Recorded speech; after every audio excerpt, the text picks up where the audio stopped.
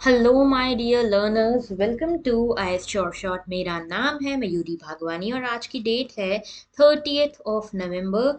तो देख रहे हो, इस साल के ख़त्म होने में सिर्फ एक महीना और बच गया है। तो अगर आपने अभी तक इस साल को फ्रूटफुल नहीं बनाया तो कोई बात नहीं, एक महीना अभी आपके पास है। कोशिश करो कि जान लगा दो और इस जान को लगा के अपने ड्रीम को रियलाइज कर पाओ। ओके, तो 30 नवंबर के जितने भी इंपॉर्टेंट करंट अफेयर्स हैं उन सभी को एनालाइज करेंगे आज के इस लेक्चर में, और साथ में देखेंगे कौन कौन से इंपॉर्टेंट न्यूज आर्टिकल आज के द हिंदू और द इंडियन एक्सप्रेस न्यूज़पेपर में आए हैं। ठीक है, शुरुआत करते हैं आज के इस एनालिसिस की। कनेक्ट करना चाहो हमसे तो इन सभी मीडियम्स के थ्रू कनेक्ट कर सकते हो। एक खासियत हमारे इस लेक्चर की ये है कि ये जो करंट अफेयर्स आपको यहाँ पढ़ाए जाते हैं उनके नोट्स आपको अलग से बनाने की जरूरत नहीं है, because it is time taking and we also understand this. तो हम क्या करते हैं ना, आपको इन लेक्चर्स की पीडीएफ प्रोवाइड करते हैं। पीडीएफ से पढ़ो, ठीक है, रिवाइज करना है पीडीएफ से रिवाइज करो और उसके हिसाब से आगे जितनी बार रिवाइज करना है you can revise from the PDF. हाँ, अगर आपको पॉइंट्स जॉट डाउन करने हैं तो वो मेंस के लिए एडिटोरियल्स के कर सकते हो। ओके, इसके अलावा कोई भी क्वेरी हो regarding UPSC you can connect with us through all these mediums. Okay, चलिए शुरुआत करते हैं आज के लेक्चर की। बता दूं 180 डेज ही बचे हैं यूपीएससी प्रीलिम्स में, ओनली 180 डेज। तो सच में इस तरह का मुंह बन जाना चाहिए सभी का, क्योंकि अब जो है बहुत अलर्ट वाला टाइम है। Exactly 6 months. ओके, 6 महीने बचे हैं बस। ओके, चलिए। Today's pinch of positivity. Today's pinch of positivity says thinking is difficult, that's why most people judge. बहुत सारे लोग होंगे जो आपको जज करेंगे, बहुत सारे लोग होंगे जो आपके बारे में टॉक्सिक से कमेंट्स करेंगे, जजमेंट्स पास करेंगे। That is fine, because they have not been granted with the privilege, with the ability to think. Okay, but you have been granted with that ability. तो उस थिंकिंग एबिलिटी का use करो, अपने आप को let down मत होने दो। राइट, चलिए आज का पहला article, betting for exotic meat gambling dens in Manipur descends further into illegality. हो क्या रहा है भाई? हो कुछ यूं रहा है कि मणिपुर में कुछ ऐसे ग्रुप्स बन गए हैं, अड्डे बन गए हैं जहां पे बेटिंग हो रही है। बेटिंग हो रही है, शर्त लगाई जा रही है, लॉटरी सिस्टम चालू हुआ है। जो उस लॉटरी को टिकट को जीतेगा उस हिसाब से उसको उस हिसाब की मीट सर्व की जाएगी। ठीक है, तो एग्जॉटिक मीट के लिए लॉटरी सिस्टम चल रहा है मणिपुर में, विच इज इलीगल। ओके, तो गैम्बलिंग बेटिंग लॉटरी सिस्टम से रिलेटेड है ये, लेकिन इसमें लॉटरी जो है ना, ये क्रिकेट पे या बेटिंग क्रिकेट पे, गैम्बलिंग क्रिकेट पे नहीं हो रही, किसी स्पोर्ट पे नहीं हो रही। यहाँ पे बेटिंग हो रही है वाइल्ड लाइफ के ऊपर। It is a grave concern for us. Okay, तो देखिए इसमें हो क्या रहा है। बेटिंग जो है मणिपुर में हो रही है ये, और ये बहुत ही वाइल्ड चली गई है। ठीक है, यहाँ पे एक जगह है उखरूल, उखरूल टाउन में हो रही है। इम्फाल जो मणिपुर का कैपिटल है उससे 80 किलोमीटर दूर है, और ये बेटिंग हो रही है वाइल्ड एनिमल्स के ऊपर। जितना जैसे आपको क्या होता है, 100 से 500 रुपए की टिकट खरीदनी है और टिकट के बाद आपकी लॉटरी निकलेगी। जिसकी जैसी लॉटरी निकली उसके हिसाब से उसको एग्जॉटिक मीट सर्व की जाती है। ठीक है, और ये मीट अलग अलग एग्जॉटिक एनिमल्स की हो सकती है, डियर, वाइल्ड बोर्स, बिंटूरोंग। ठीक है, यानी कि जो हमारा ये बियर कैट होती है, ये देख रहे हो फोटो में, इस तरह के स्क्विरल्स, फ्लाइंग फॉक्सेस, इन सभी की जो मीट है वो प्रोवाइड की जाती है, सर्व की जाती है इस लॉटरी सिस्टम में। वहां का तो ऐसे कल्चर बन रहा है जैसे कि। ठीक है, तो ये लॉटरीज का क्या सीन है, देखो भाई, लॉटरी जो है ना, इसको सुप्रीम कोर्ट ने बोला है लॉटरी जो है ये स्पीशीज है गैम्बलिंग एक्टिविटी की। तो गैम्बलिंग के अंतर्गत ही आता है, सट्टेबाजी होती है ना, वैसे ही गैम्बलिंग के अंतर्गत ही लॉटरी आता है। जिनको नहीं पता लॉटरी क्या होता है, तो क्या होता है कि मान लो ये 100 टिकट्स हैं, ये 100 टिकट्स बेची गई। ठीक है, 500 500 रुपए में सभी ने ये 100 टिकट्स खरीदी। अब यहाँ पे कोई भी लकी ड्रॉ के थ्रू आपकी एक लॉटरी निकाली जाती है, एक टिकट निकाली जाती है, एक नंबर निकाला जाता है। जिस भी टिकट का वो नंबर होगा उसको यहाँ पे प्राइज मनी मिलेगी, या जो भी रिवॉर्ड है वो मिलेगा। इस केस में वो रिवॉर्ड है वाइल्ड मीट। ठीक है, एग्जॉटिक मीट है वो। ओके, बात करें बेटिंग एंड गैम्बलिंग की, तो बैटिंग एंड गैम्बलिंग जो है ये आता है हमारे कॉन्स्टिट्यूशन के 7th शेड्यूल में, और इसको स्टेट लिस्ट का हिस्सा माना गया है। यानी कि बेटिंग और गैम्बलिंग से रिलेटेड जो भी लॉज बनाने हैं वो स्टेट बनाता है। ठीक है, स्टेट गवर्नमेंट बनाएगी, इसीलिए इसको 7th शेड्यूल में स्टेट लिस्ट में डाला गया है। क्या गैम्बलिंग अलाउड है इंडिया में? तो देखो, इंडिया में ब्रिटिश एरा का एक लॉ चलता है, the public gambling act of 1867। ठीक है, ये जनरल एक्ट है, जनरल लॉ है जिसके थ्रू गैम्बलिंग गवर्न होती है। उसके अलावा देखो, स्टेट लेजिस्लेचर जो है उनको भी कुछ ना कुछ यहाँ पे इंटरेस्ट की गई है, रिस्पॉन्सिबिलिटी रेगुलेटरी बॉडी की। ठीक है, कि गैमलिंग लॉज के ऊपर नजर रखें, गैमलिंग लॉज प्रॉपरली बनाएं।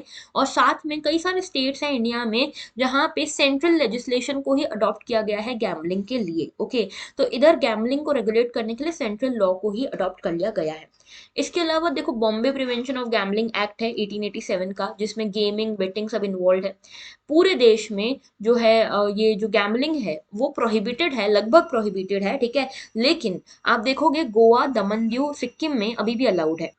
गैमलिंग लेजिस्लेशन जो है ये गेमिंग एक्टिविटीज से रिलेटेड है। ओके, तो जैसे क्रिकेट के ऊपर गैमलिंग होती है, हॉकी के ऊपर होती है, ऐसे ही आजकल तो बड़ी वाइल्ड हो गई है, वाइल्ड लाइफ के ऊपर भी गैमलिंग होने लगी है। ओके, विच इज इलीगल, क्योंकि इसके रिगार्डिंग कोई लॉ नहीं, और उल्टा ये अभी दिखाऊंगी मैं वाइल्ड लाइफ प्रोटेक्शन एक्ट को भी वायलेट करता है। ओके, तो देखो यहाँ पे टैक्सेशन की बात करें कि टैक्स कौन लगाएगा इन गैमलिंग एक्टिविटीज के ऊपर, क्योंकि लॉ तो है, ठीक है, रेगुलेट तो की जा सकती है। तो टैक्स लगाने की जो पावर्स हैं वो भी यहाँ पे मेंशन की गई हैं बेटिंग एंड गैमलिंग के ऊपर।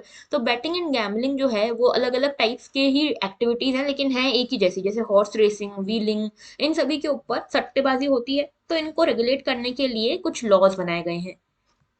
पहला लॉ है लॉटरीज रेगुलेशन एक्ट ऑफ 1998।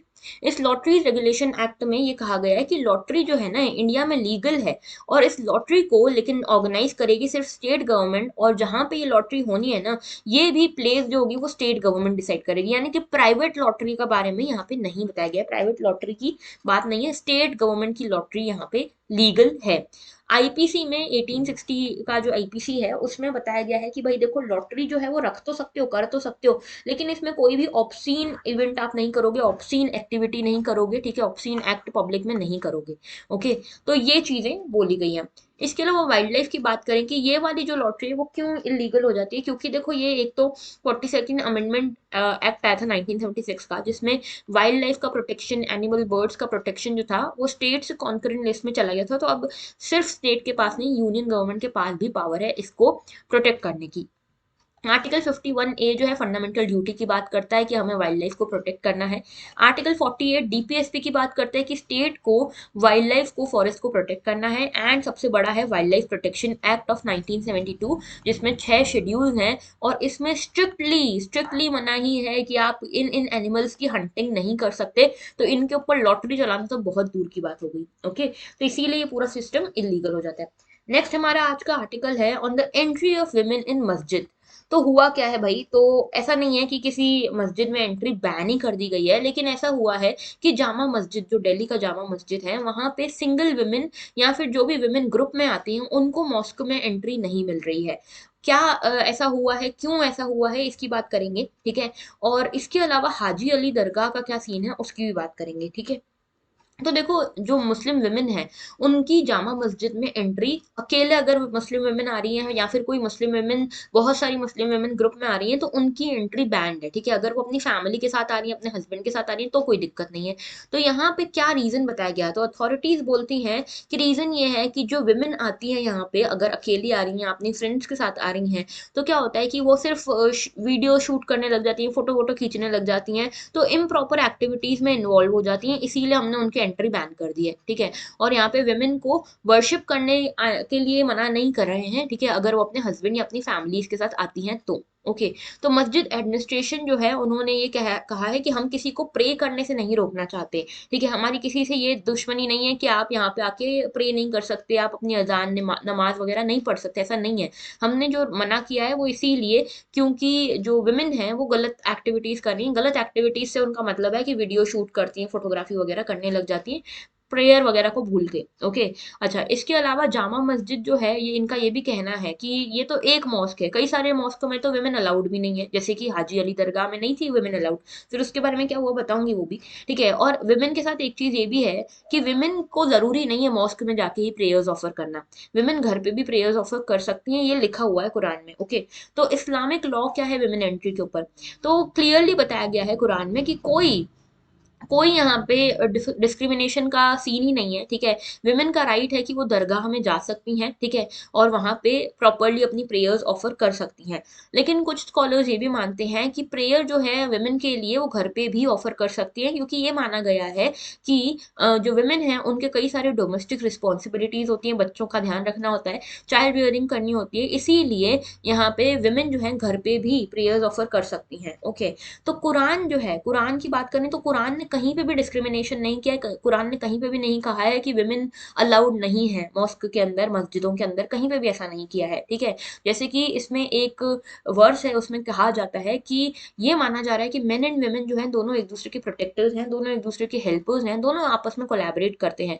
इसीलिए दोनों को इक्वल हक है कि अल्लाह को अगर आप प्रेयर्स ऑफर करना चाहते हो, कुछ भी करना चाहते हो, मॉस्क में आने का दोनों को हक है।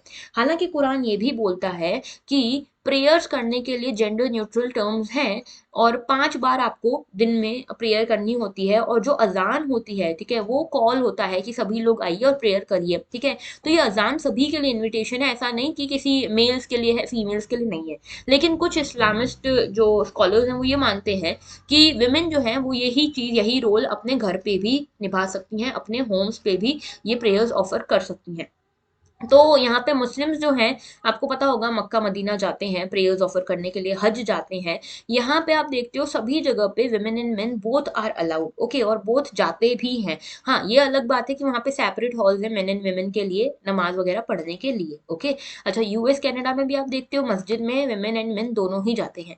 तो बात ये है ही नहीं कि मॉस्क में विमेन को बैन किया गया या विमेन वर्शिप अलाउड नहीं है, इस तरह की कोई बात नहीं है, ठीक है। और इंडिया में सिर्फ कुछ मॉस्क ऐसे हैं जहाँ पे ये मेंटेन किया गया है, ठीक है। तो आप देखते हो कुछ जगह पे डिनायल है, मॉस्क का डिनायल है विमेन के लिए, लेकिन ये चीज ना इंडिया में कम है। इंडिया में कुछ मॉस्क में ऐसा है, ऐसा बताया जा रहा है इसमें, ठीक है। तो आप देखते हो मोस्ट मॉस्क जो है will not expressly forbid women entry in मस्जिद, have no provision for women to do ablution for prayers और separate prayer zone for them, they are built keeping only men in mind। तो कई जगह पे ऐसा है कि भाई ठीक है, विमेन को ऐसा नहीं कहा गया कि आप अलाउड नहीं हो, लेकिन जो भी मस्जिद है वहां पे एक ऐसा, इस तरह का एक अनसेड प्रोटोकॉल है कि वहां पे 2 हॉल्स होंगे, एक मेन के लिए एक विमेन के लिए, कि दोनों अपनी अपनी प्रेयर्स कर सके। लेकिन कई सारे मस्जिद हमारे देश में ऐसे बनाए गए हैं जहाँ पे सिर्फ मेन के लिए ही हॉल्स हैं प्रेयर ऑफर करने के लिए, विमेन के लिए है ही नहीं।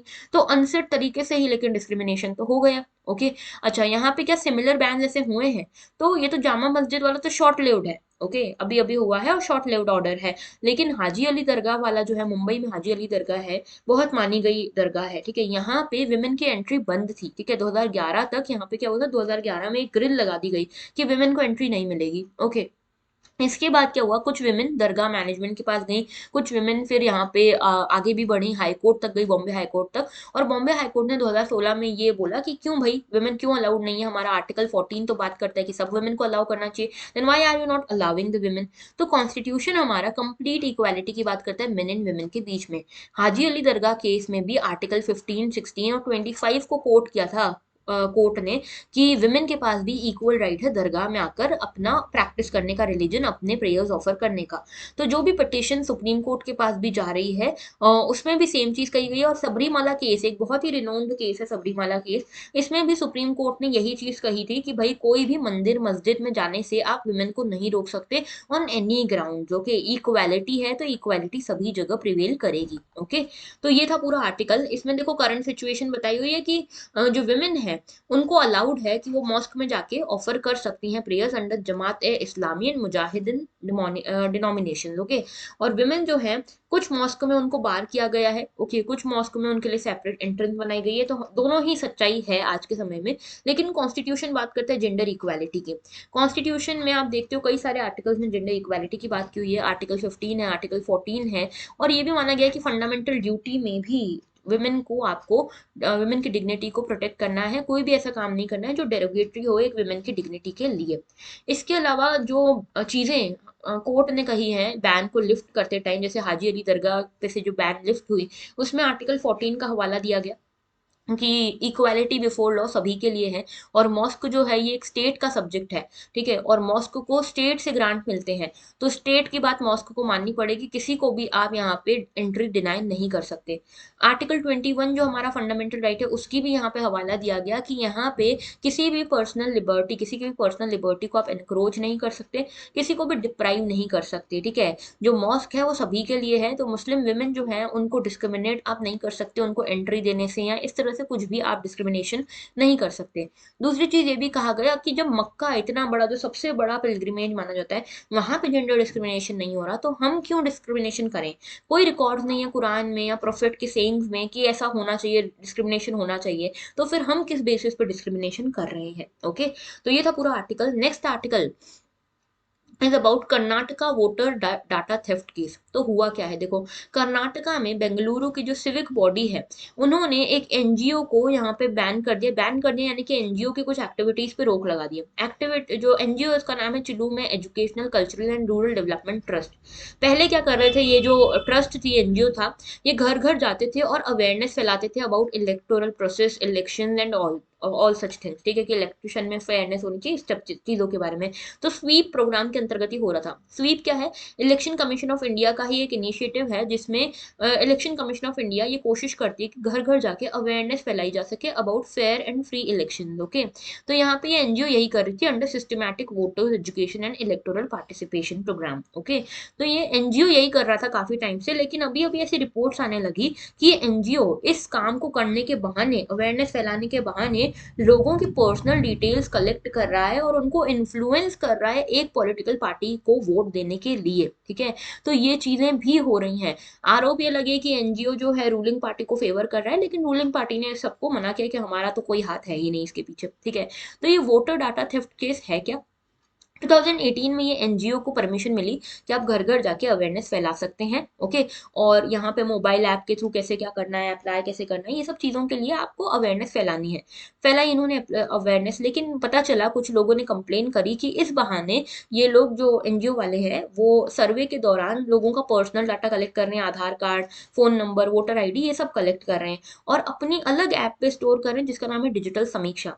जबकि इलेक्शन कमीशन की जो ऐप है उसका नाम है गरुड़ा, तो वहां ना स्टोर करके यहाँ स्टोर कर रहे हैं। तो ये electoral fraud, mall practices and manipulation के अंतर्गत आता है ना। तो वोटर लिस्ट को मैनिपुलेट करने की कोशिश ये हो रही है, और इलेक्शंस को फ्री एंड फेयर तो छोड़ो, यहाँ पे अनजस्ट करने की कोशिश चल रही थी। तो यहाँ पे इस एनजीओ को फिर एफआईआर दायर हुई इनके against, criminal breach of trust की, पर्सोनेशन, चीटिंग बाय पर्सोनेशन की, चीटिंग की, फॉर्जरी की। ओके, अच्छा, इसके अलावा यहाँ पे पुलिस ने डायरेक्टर वगैरह को भी इसके अरेस्ट किया है। तो अभी क्या होगा इस डाटा का? तो यहाँ पे जो ये मास कलेक्शन ऑफ डाटा हुआ है ना, ये वायलेटिव है फंडामेंटल राइट टू प्राइवेसी का, जो कि के एस पुट्टास्वामी केस में आया है। तो के एस पुट्टास्वामी केस जो था 2018 का, उसमें सुप्रीम कोर्ट ने बोला है कि आर्टिकल 21 जो है, right to life and liberty, इसके अंतर्गत राइट टू प्राइवेसी ऑटोमेटिकली इसके अंदर इंट्रिंसिक है। ओके, तो इसके अंदर जो राइट टू प्राइवेसी है उसको हमको किसी का भी वायलेट नहीं करना है। तो ये जो काम हुआ है ना, ये राइट टू प्राइवेसी के अगेंस्ट है, आर्टिकल 21 के अगेंस्ट है। और एनजीओ जो है ये वाला, इसके पास पोटेंशियल है मिसयूज करने का। ओके, तो कोई भी नंबर ऑफ कॉपीज जो है डाटा की, ये कहीं पे भी अवेलेबल हो सकती है क्लाउड में। अब देखो, यहाँ से तो हटा लेगा ये, गवर्नमेंट यहाँ से हटा लेगी, लेकिन कहाँ कहाँ पे ये भेजी गई है नहीं पता। ओके, तो गवर्नेंस से आप इसको रिलेट कर सकते हो। Basically this is a scene of corruption, जिसमें आप इस तरह के डायग्राम यूज कर सकते हो। In means they would be very very helpful for you, and I can promise that they will give you an edge over others. Okay, तो देखो ये डायग्राम समझाती हूँ व्हील ऑफ करप्शन क्या है। जो ब्यूरोक्रेट है, ठीक है, ब्यूरोक्रेट, एंटरप्रेन्योर, सिटीजन, ये तीन है, और ये पॉलिटिशियन से कनेक्टेड है। तो ये जो भी यहाँ पे ब्राइब्स होती है वो पॉलिटिशियन तक पहुंचती है। पहले सिटीजन जो है, अगर उसको कोई काम करवाना है गवर्नमेंट, तो वो ब्राइब देना पड़ता है उसको सर्विस डिलीवरी के लिए। कोई एंटरप्रेन्योर है, उसको कॉन्ट्रैक्ट या लाइसेंस चाहिए, उसको ब्राइब देना पड़ता है ब्यूरोक्रेट को। और क्योंकि एंटरप्रेन्योर को यहाँ पे ब्राइब देना पड़ रहा है, उसका खर्चा हो गया, तो वो सिटीजन से भी ब्राइब फिर वसूलेगा। ओके, तो यहाँ पे हाई प्राइजेस के फॉर्म में ब्राइब वसूलेगा।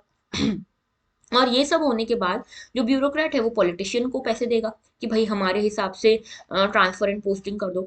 एंटरप्रेन्योर भी पॉलिटिशियन को पैसे देगा, ब्राइब देगा, कि कैंपेन करेगा, उसकी फाइनेंस वगैरह को, कैंपेनिंग वगैरह करेगा, और उसकी जो भी पॉलिसी मेकिंग है वो इनके हिसाब से हो, इस तरह की बात होगी, परमिट्स वगैरह मिल पाए।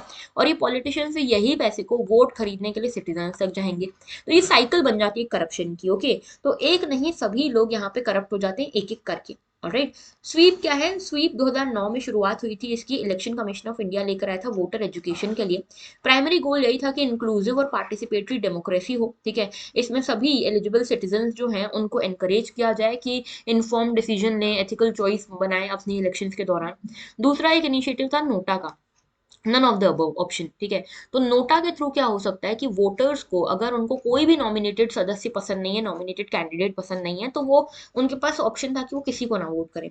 इसके अलावा एक आता है VVPAT, voter verified paper audit trial, okay. इसमें वेरिफिकेशन हो जाता है कि आपने जो दबाया है बटन वही उसी को वोट गया है कि नहीं। तो यहाँ पे ये वोटिंग और ज्यादा वेरीफाई हो जाती है अंडर वीवीपैट। एक नेशनल वोटर्स डे आया फॉर द अवेयरनेस पर्पस, 25 जनवरी को मनाया जाता है हर साल सिंस 2011। फिर उसके बाद डीक्रिमिनलाइजेशन हुआ इलेक्शंस का। इलेक्शन कमीशन एंड कोर्ट ने ये कहा कि कैंडिडेट्स जो है उनको डिक्लेयर करना पड़ेगा कि उनके अगेंस्ट कोई केस, क्रिमिनल रिकॉर्ड या कोई कुछ भी पेंडिंग तो नहीं है। एक सी विजिल ऐप आई इलेक्शन कमीशन ऑफ इंडिया की ही, जिसमें यह कहा गया कि मॉडल कोड ऑफ कंडक्ट अगर कोई भी तोड़ता हुआ दिखाई देता है तो आप उसका प्रूफ इस पे डालिए, सी विजिल ऐप पे टाइम स्टैम्प्ड और एविडेंस बेस्ड प्रूफ डालिए, उसके against election commission of India action लेगी, ओके। तो ये था हमारे इलेक्शन कमीशन ऑफ इंडिया के सारे इनिशिएटिव्स। नेक्स्ट बात करते हैं election commission to hear Shiv Sena dispute over name symbol on December 12। Related है ये कॉन्स्टिट्यूशनल बॉडी से, election commission is a constitutional body, okay. और इसको पॉलिटिक्स से भी कनेक्ट कर सकते हो। देखो भाई, इलेक्शन कमीशन जो है बड़ी परेशान हो गई है, क्यों? क्योंकि जो शिवसेना है उसके दो टुकड़े हो गए हैं। एक है उद्धव ठाकरे का जो पार्ट है, उद्धव ठाकरे का जो फैक्शन है वो, और दूसरा है शिंदे फैक्शन, ओके। ये दोनों लड़ाई कर रहे हैं सिंबल के लिए, नाम के लिए, ठीक है। तो इनके बीच के नाम का जो इशू है वो कैसे रिजॉल्व होगा उसके बारे में यहाँ पे इलेक्शन कमीशन आगे डिसीजन देने वाली है, ठीक है। तो इलेक्शन कमीशन December 12 को ये डिसीजन देने वाली है। एरो, बो एंड एरो इनका अभी सिंबल था पहले, अभी इसके लिए दोनों लड़ाई कर रहे हैं कि किसको मिलेगा ये जो टाइटल है वो। दिल्ली हाई कोर्ट जो था इसने भी इसके पास भी गए थे इलेक्शन कमीशन का ये केस लेकर। शिवसेना सर, जो शिवसेना पॉलिटिकल पार्टी है उद्धव ठाकरे वाली, वो इसके पास दिल्ली हाई कोर्ट के पास गई थी कि भाई हमें जो है हमें मिलना चाहिए बो एंड एरो वाला सिंबल और किसी को नहीं मिलना चाहिए। तो इसको डिसमिस कर दिया है कि भाई रुको, इलेक्शन कमीशन देखेगी, बात करेगी, ओके। तो देखो यहाँ पे पूरा मुद्दा क्या है, ये देख रहे हो, ये तीन सिंबल्स देख रहे हो, इसमें ओरिजिनल शिवसेना जो थी ना, ओरिजिनल शिवसेना पार्टी, ठीक है, उसका सिंबल ये था बो एंड एरो, ठीक है। फिर उसके बाद दोनों पार्टीज ने लड़ाई करी, उद्धव ठाकरे की जो शिवसेना वाली पार्टी है उन्होंने लड़ाई करी, और शिंदे सरकार वाली जो पार्टी है उन्होंने लड़ाई करी। दोनों ने बोला हमको ये सिंबल चाहिए, ठीक है, हमारी पार्टी ओरिजिनल है। तो अभी के लिए क्या किया गया है, उद्धव ठाकरे वाली पार्टी को ये वाला सिंबल दिया गया फ्लेम का, और शिंदे जो पार्टी है, शिंदे वाली जो पॉलिटिकल पार्टी है शिवसेना, उनको ये वाला अभी मिला है, स्वॉर्ड वाला सिंबल मिला है। ये इलेक्शन सिंबल का पूरा क्या काम है? इलेक्शन सिंबल का एक ऑर्डर है 1968 का, जिसका पैराग्राफ 15 बोलता है कि इलेक्शन कमीशन डिसाइड करेगा अगर कोई भी डिस्प्यूट हो जाता है राइवल ग्रुप्स में किसी सिंबल को लेकर, रिकॉग्नाइज्ड पॉलिटिकल पार्टीज हैं दोनों, और किसी सिंबल को लेकर इनके बीच में डिस्प्यूट हो जाता है, तो इलेक्शन कमीशन ही उसको रिजॉल्व करेगी। इलेक्शन कमीशन ही अकेली अथॉरिटी है जो इन इश्यूज को डिसाइड करती है, मर्जर, डिस्प्यूट, इन सबको डिसाइड करती है। सुप्रीम कोर्ट ने ये कहा कि Sadiq Ali and another versus election commission 1971 का केस था, जिसमें ये कहा गया कि हाँ बिल्कुल सही है, इलेक्शन कमीशन के पास ही ये राइट होना चाहिए कि वो इन डिस्प्यूट्स को रिजॉल्व करे, तो इसकी वैलिडिटी बिल्कुल सही है। तो देखिए इसमें ये अप्लाई किया गया कि जो भी रिकॉग्नाइज्ड नेशनल या स्टेट पॉलिटिकल पार्टीज हैं, इनके बीच में अगर कोई भी डिस्प्यूट होता है, इलेक्शन कमीशन इसको रिजॉल्व करेगा, ओके।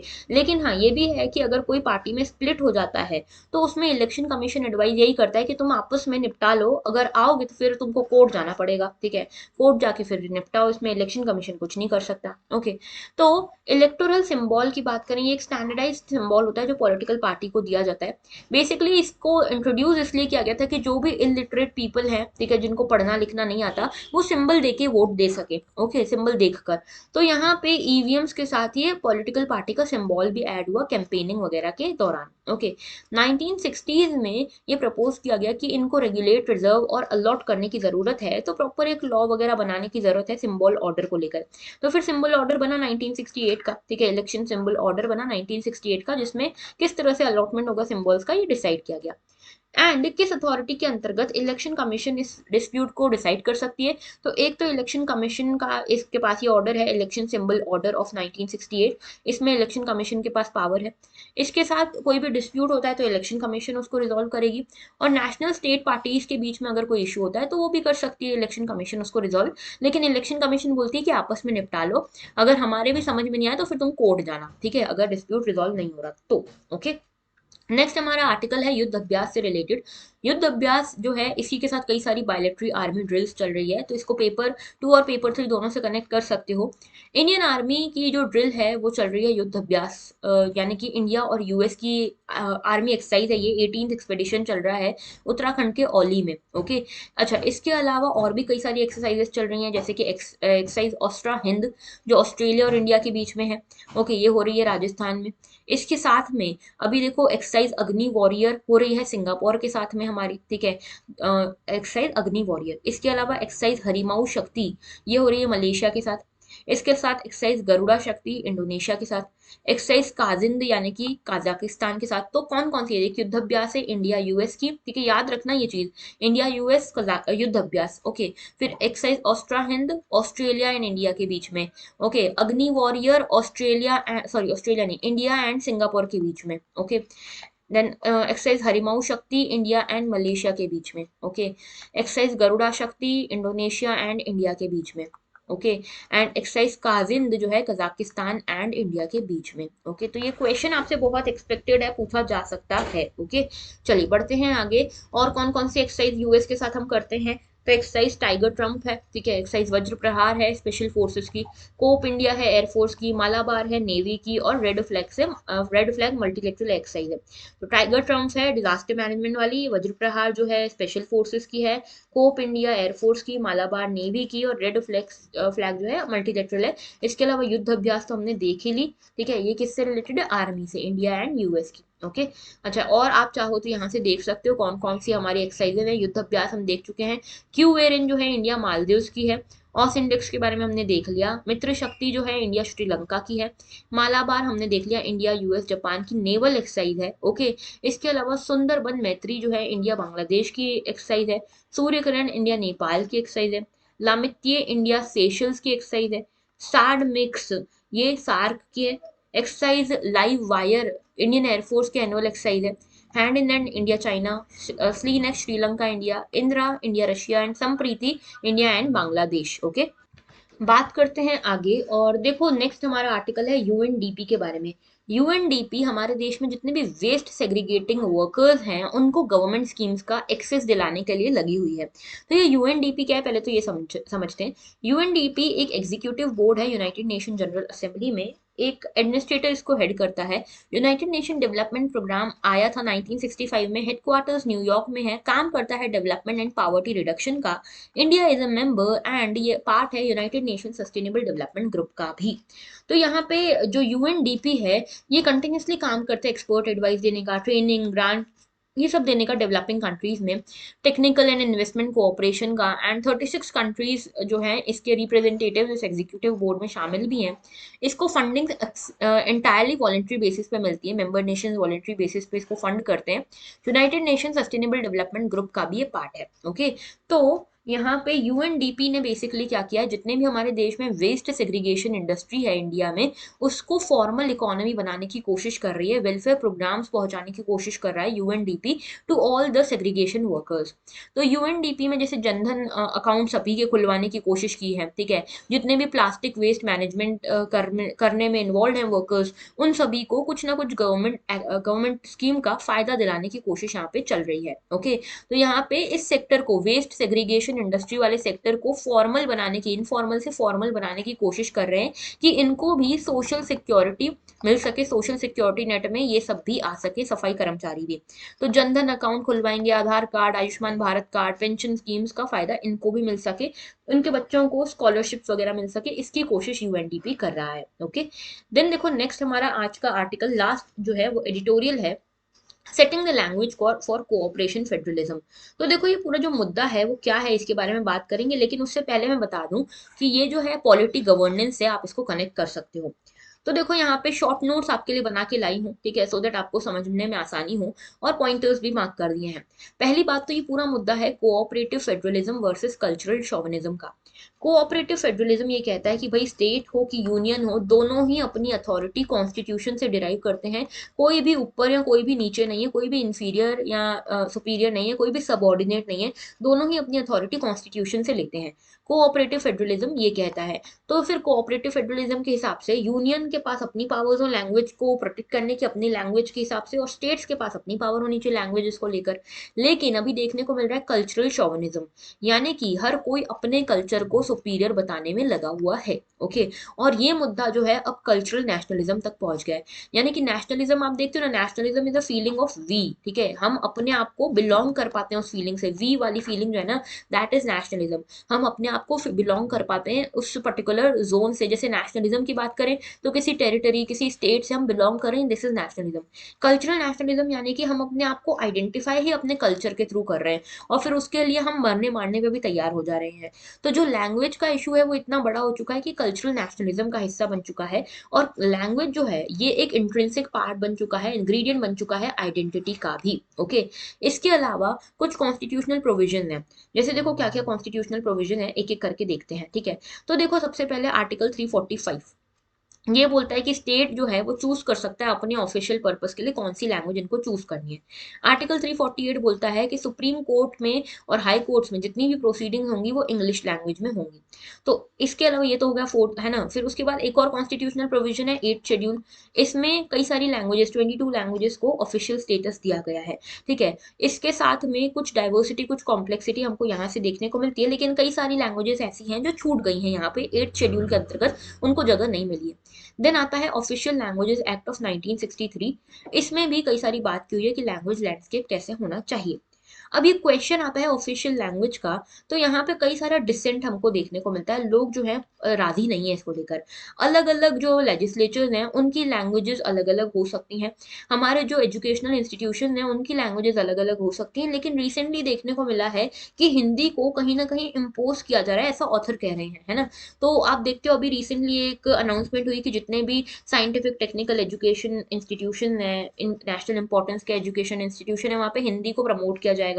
जितनी भी कॉम्पिटिटिव एग्जाम होंगी वो हिंदी में होंगी, जितने भी जो भी लैंग्वेज ऑफ इंस्ट्रक्शन होगा वो हिंदी में होगा। तो ये सारी बातें फिर डिसेंट क्रिएट करती हैं। ओके, अच्छा, इसके अलावा आर्टिकल 351 है जो बोलता है कि हिंदी को प्रमोट करना है हमको, जिसमें हिंदुस्तानी लैंग्वेज भी आ जाती है, तो ये सबको प्रमोट करना है। तो कहीं ना कहीं एक झुकाव देखने को मिल रहा है हिंदी की तरफ। ओके, ये dissent time to time surface होता रहता है। इससे पहले बीजी खेर कमीशन आई थी, बीजी खेर कमीशन ने इस डिसेंट को उठाया। ओके, उसके बाद से आप देख रहे हो 1965 में तो तमिलनाडु में वायलेंट फॉर्म ही ले लिया था इस डिसेंट ने, ठीक है। यानी कि इससे अग्री नहीं कर रहे साउथ सदर्न जो स्टेट्स हैं हमारे, वो इससे अग्री नहीं करते कि हम हिंदी को क्यों अपनाएं, आप हमारी लैंग्वेजेस को अपनाओ, ऐसा ही है तो, ठीक है। तो काफी ज्यादा नेशनलिज्म जो है, कल्चरल नेशनलिज्म देखने को मिल रहा है। इसके साथ में एक ऑफिशियल लैंग्वेज के ऊपर कमिटी है, ठीक है। ये ऑफिशियल लैंग्वेज कमिटी में 30 मेंबर्स होते हैं पार्लियामेंट के, लेकिन इसको हेड जो है होम मिनिस्टर करते हैं। तो यहाँ पे भी एक बायस हो जाता है कि यूनियन जिसकी साइड होगा उसी लैंग्वेज को चूज किया जाएगा।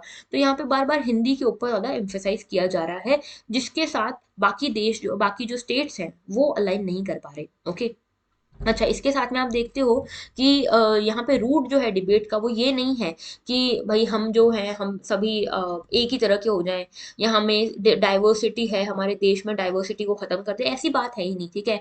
ऐसा नहीं है कि यहाँ पे आइडेंटिटी का क्वेश्चन है। क्वेश्चन यहाँ पे ये है कि देखो, though we are known for the unity in diversity, but it does not mean that we will subsume linguistic diversity into linguistic uniformity. इसका मतलब ये नहीं है कि हम चलो ठीक है एकता में अनेकता है, लेकिन इसका मतलब ये थोड़ी कि सारी लिंग्विस्टिक डाइवर्सिटी को खत्म करके एक ही लैंग्वेज को फॉलो करने लग जाएं। फिर ये तो कल्चरल शॉविनिज्म ही हो गया ना। और इसमें हिंदी को ऑफिशियल लैंग्वेज के फॉर्म में, लैंग्वेज ऑफ इंस्ट्रक्शन के फॉर्म में, कॉम्पिटिशन के फॉर्म में यूज किया जा रहा है, ठीक है। तो यहाँ पे बाकी सारे स्टेट्स को फिर आपत्ति है, और इसके लिए अब हम क्या करें।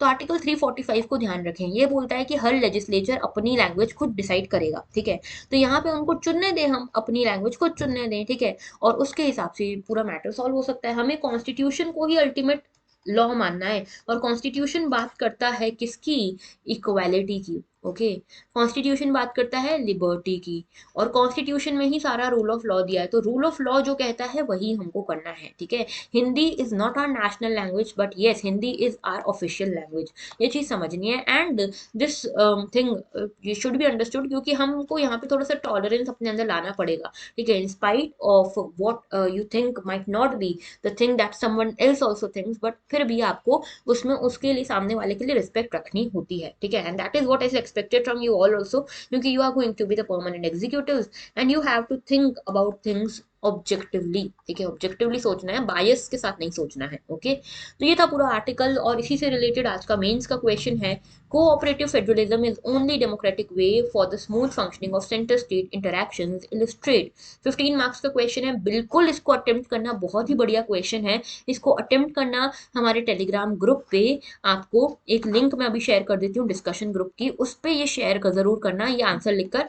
मैं कोशिश करूंगी कि आपके आंसर्स को इवेल्युएट जरूर करूँ। ओके, तो that was all, thank you for watching and have a very good day. अपनी परफॉर्मेंस चेक करनी हो तो इसका आंसर देना मत भूलना। ओके, चलिए, that was all, thank you for watching. अगर लेक्चर अच्छा लगा है तो कुछ कमेंट में बता देना फीडबैक अपना कि कैसा लगा लेक्चर, और लाइक कर देना, सब्सक्राइब कर देना, शेयर कर देना और कमेंट जरूर कर देना। Okay, that was all, thank you for watching and have a very good day.